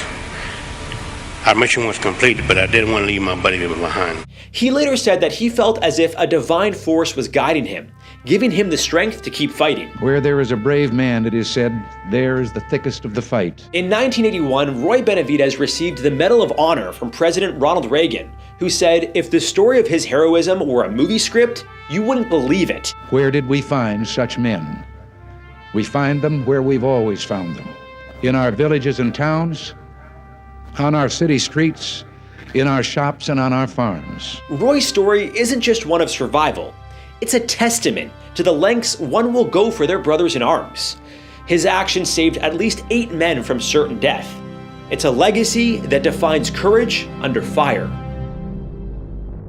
I came through what is to this day the most intense gunfight that I've ever been in. October 3rd, 1993. What was supposed to be a quick in-and-out mission in Mogadishu, Somalia, turned into one of the most intense urban battles for American troops since Vietnam.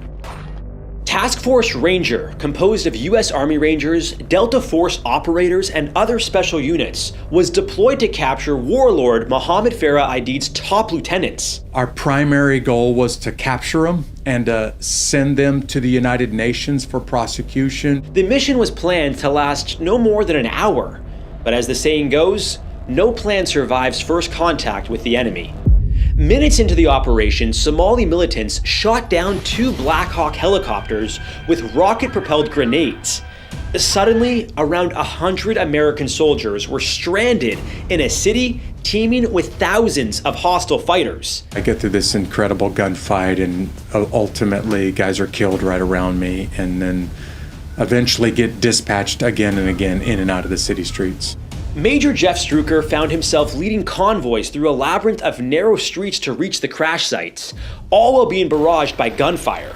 I came under gunfire from 100 directions at once, and most of that gunfire was from point-blank range. The soldiers formed defensive perimeters, fighting off waves of attacks. Ammunition ran low, and the situation grew dire. This is, for me, is the most terrifying moment of my life, without a doubt. All of us are gonna die tonight, is really what we thought. One of the most harrowing moments was the Mogadishu Mile, where soldiers had to sprint over 5,000 feet to safety because there weren't enough vehicles. Imagine running through streets where every window could hide a gunman, every alley a trap. What kept them going? Training, yes, but also an unbreakable bond.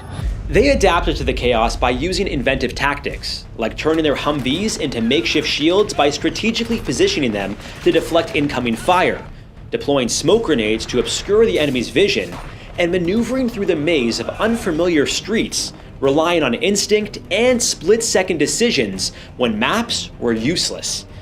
Despite the constant barrage, they communicated through hand signals and sheer intuition, coordinating their movements to evade ambushes and reach their stranded comrades. Rangers have sworn their life to one another. No matter what the circumstances, I will never let a fallen comrade fall into the hands of the enemy. Amidst the chaos, they managed to save over 70 fellow soldiers during the extraction.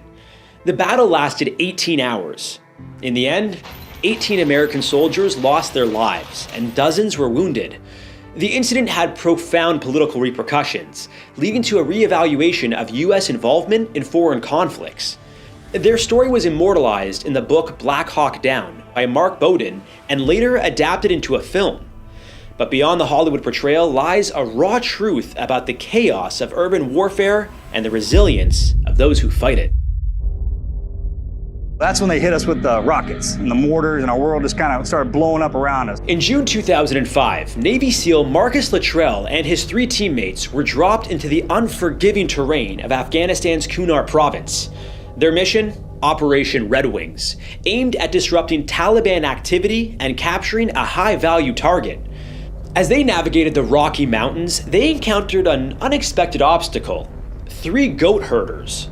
Faced with an impossible moral dilemma, they decided to release them. And bottom line is, we're not murderers. Hours later, they were surrounded by over 100 Taliban fighters.